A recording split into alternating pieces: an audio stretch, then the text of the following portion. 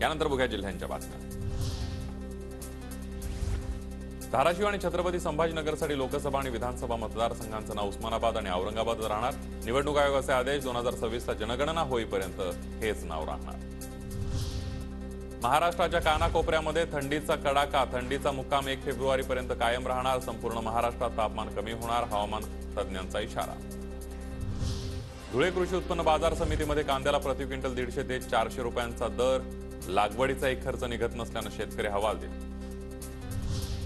लासलगाव बाजार समितीमध्ये कांदा लिलाव पुन्हा सुरू। प्रशासन आणि पोलिसांच्या विनंतीनंतर शेतकरी संघाकडून कांदा लिलाव पूर्ववत।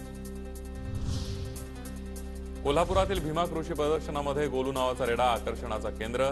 गोलूचं वजन 1.5 टन तर किंमत तब्बल 12 कोटी। गोलूला पाहण्यासाठी नागरिकांची गर्दी। लाखो वारकऱ्यांचं श्रद्धास्थान असलेल्या आळंदीतील इंद्रायणीमध्ये सातत्यानं प्रदूषण। केमिकलयुक्त पाण्यासोबतच चाकण, मोई, निघोजेमधील गावांच्या नाल्यातील सांडपाणी नदीत सोडल्यानं प्रदूषणामध्ये वाढ। अमरावती जिल्ह्यातील 776 गावांना पाणी टंचाईची समस्या भेडसावण्याची शक्यता। संभाव्य पाणी टंचाई टाळण्यासाठी जिल्हा परिषदेकडून 21 कोटी 18 लाखांचा आराखडा तयार। नांदेडमध्ये ज्वारी पिकांवर पान अळीचा प्रादुर्भाव तर ढगाळ वातावरणामुळे यंदा ज्वारीच्या उत्पादनामध्ये घट होण्याची शक्यता। शेती पिकांच्या नुकसानीमुळे शेतकरी हवालदिल। पुण्याच्या पुरंदर तालुक्यामध्ये दूध अनुदानासाठी जनावरांच्या नोंदणीचे रजिस्ट्रेशन काम सुरू। पशुवैद्याकडून शेतकऱ्यांना माहिती देताना टॅगिंग आणि रजिस्ट्रेशनचं काम सुरू।